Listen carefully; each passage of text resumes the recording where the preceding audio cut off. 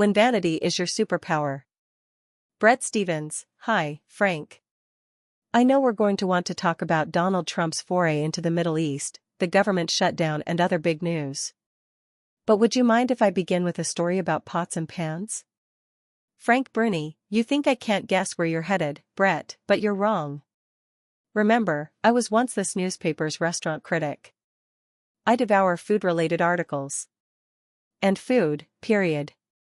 So I can sense that you're setting the table for a discussion of Gavin Newsom? Brett, correct. The story, as our newsroom colleague Hiroko Tabuchi reported this week, is that the California governor vetoed a bill that would have phased out so-called forever chemicals in nonstick cookware. The legislation was backed by environmentalists but fiercely opposed by manufacturers and celebrity chefs, who argued the bill would jack up prices for consumers. Frank, strong argument. Consumers right now are plenty battered, price-wise. Brett, what interests me is what motivated Newsom, and my guess is that it has something to do with California's well-earned reputation for overregulation and hostility to business. All this seems part of his effort to rebrand himself ahead of a potential 2028 presidential run. Your thoughts? Frank, so cynical, Brett? About a reliably humble, steadfastly principled public servant like Newsom? Brett, in Gavin's defense, his hair gel is made from sustainably farmed kelp. It just has to be. Frank, I have no insight into his coiffure or his roughage, but into his repositioning? I think your analysis is spot on. The Newsom who just vetoed forever chemicals is the one who, after Trump's big victory last November, broke with many of his fellow Democrats and questioned the participation of young trans women in women's sports. He also invited both Steve Bannon and Charlie Kirk onto his podcast. It's a complicated, fascinating dance Newsom is doing, a mix of moderation and pugilism, across-the-aisle outreach and partisan fortification. While he's saving home cooks from omelets that cling to the bottom of the skillet, he's trolling Trump online and pushing to redraw the map of congressional districts in California to get Democrats more seats. The man certainly has energy.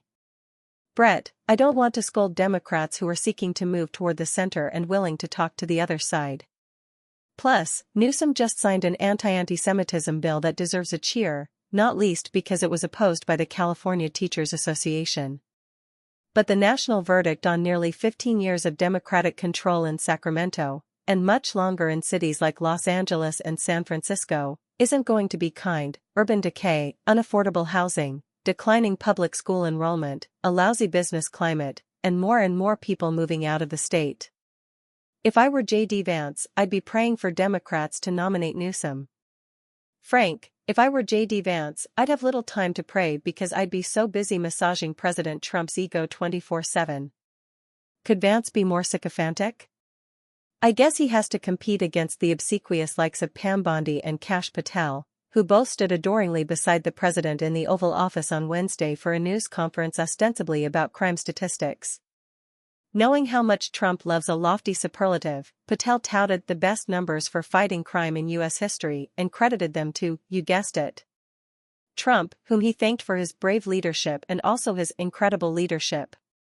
That's the torrent of gushing Vance is up against, and he's obviously in it to win it. But how about piping up now and then to question, I don't know, a $20 billion bailout for Argentina? Blowing up Venezuelan boats before you even know for sure if there are drugs aboard them or just water skiers behind them? Editor's picks. Who is Victoria Beckham now? I busted out my rusty ballet moves and swung from a pole. Ace Frehley knew what he was doing when he painted his face. Brett, the little-known Article 2 Section 5 of the Constitution states, the Vice President shall at all times on all things suck up to the President. Or something like that. But hey, you oppose blowing up Venezuelan boats? Frank, I oppose shooting first and asking questions later. I oppose erring on the side of bloodshed. I oppose guilty until proven MAGA. I oppose the abandonment of due process. I oppose governing by Yahoo impulse. Mostly, I oppose a frenzy of executive overreach that sidelines Congress, disregards the Constitution and befits a monarch.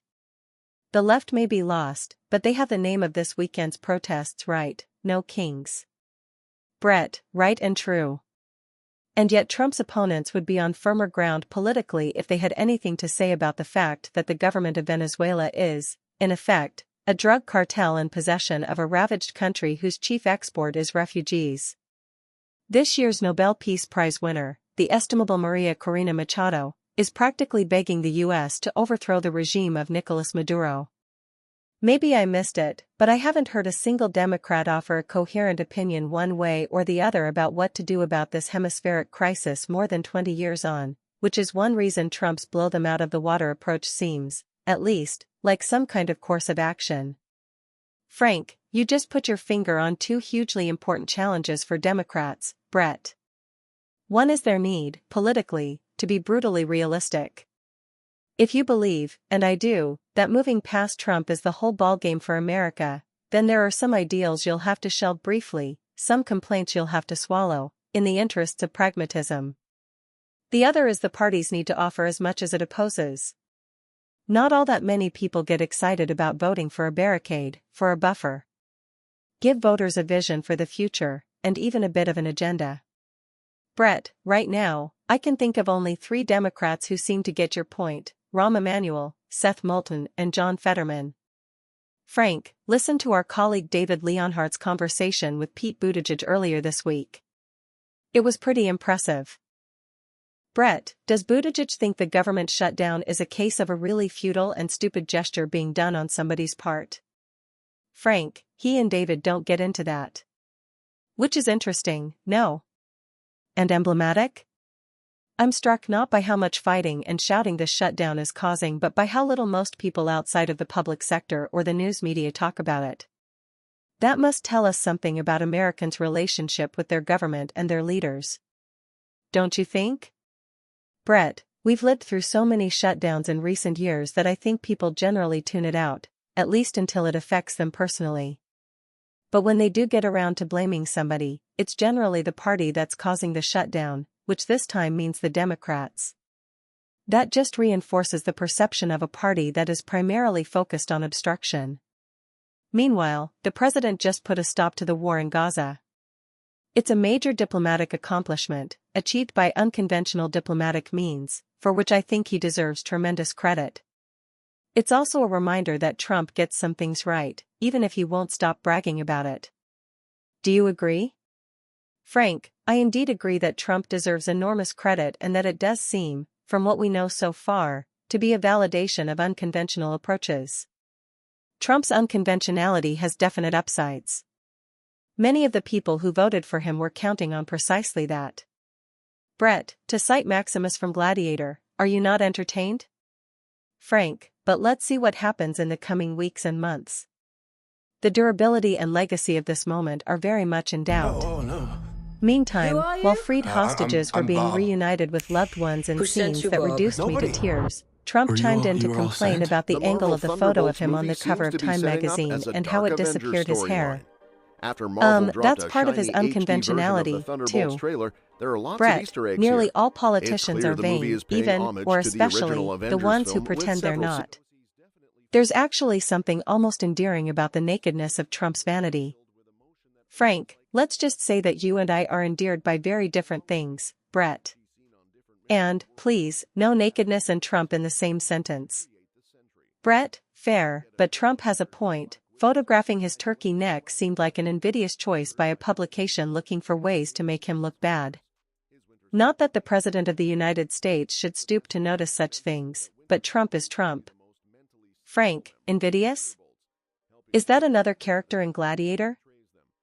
Brett, yes, but he spells it invidious. Frank, the thing is, Brett, I don't think Trump's vanity is a side conversation or mere quirk or asterisk. Its unrivaled magnitude prevents him from being a good president or even a passable one.